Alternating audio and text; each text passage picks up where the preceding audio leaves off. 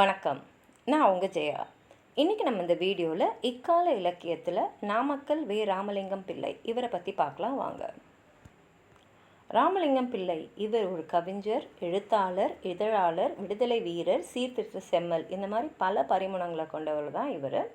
நாமக்கல்லில் வெங்கட்ராம பிள்ளை, அம்மணி அம்மாள் அவங்களுக்கு 19/10/1888 பிறந்தார்.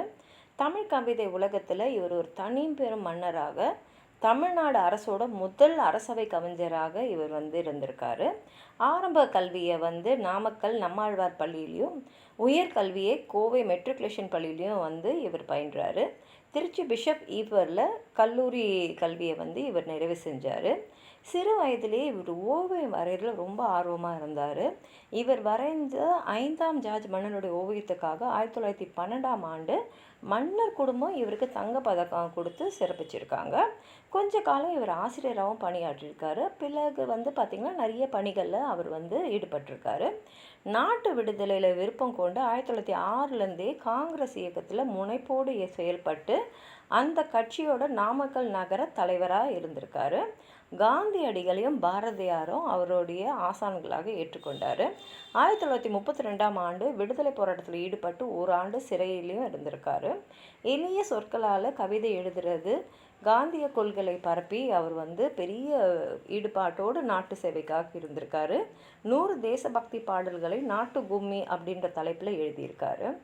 தேசிய கவிஞர், காந்திய கவிஞர், அரசவை கவிஞர், காங்கிரஸ் புலவர் என்ற புகழெல்லாம் ராமலிங்க பிள்ளைக்கு உரியதாகும். ராமலிங்க பிள்ளையோட பாடல்கள் சுதந்திர சங்க இதழில் தொடர்ச்சியாக வெளிவந்தன. சங்கோலி, நாமக்கல் கவிஞர் பாடல்கள், பிரார்த்தனை, இந்த தொகுப்புகள்லாம் இவர் எழுதினது. கம்பனும் வால்மீகியும், திருவள்ளுவர் திடுக்கிடுவார் முதலான ஆய்வுகளும் இவர் எழுதியிருக்காரு. தமிழ் மொழியும் தமிழரசும், இசைத்தமிழ், இதெல்லாம் இவருடைய உரைநடை கட்டுரைகள். திருக்குறளுக்கு உரையும் எழுதியிருக்காரு. தாமரை கண்ணி, மரகதவல்லி, மலைக்கல்லன், இந்த புதினங்களையும், மாமன் மகள், அரவணை சுந்தரம், இந்த நாடகங்களையும் எழுதியிருக்காரு.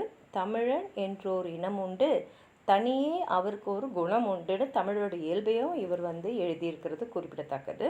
தமிழ்நாடு அரசு இவரை அரசவை கவிஞராக்கியும் சட்ட மேலவை உறுப்பினராக்கியும் சிறப்பிச்சிருக்காங்க. 1971 இந்திய அரசோட பத்ம பூஷன் விருதை இவர் வாங்கியிருக்காரு. இவரை பற்றி இன்னும் எதாவது சொல்லணும்னு நினச்சிங்கன்னா கீழே இருக்கிற கமெண்ட் பாக்ஸில் எழுதுங்க. இந்த வீடியோவை ஹைப் பண்ணுங்கள், அப்போ தான் நிறைய பேர் இந்த வீடியோவை பார்ப்பாங்க. இந்த வீடியோவை லைக் பண்ணுங்கள், உங்கள் ஃப்ரெண்ட்ஸோடு ஷேர் பண்ணுங்கள். சப்ஸ்கிரைப் பண்ணாதவங்களாம் ப்ளீஸ் சப்ஸ்கிரைப் பண்ணி கொஞ்சம் சப்போர்ட் பண்ணுங்கள். நன்றி.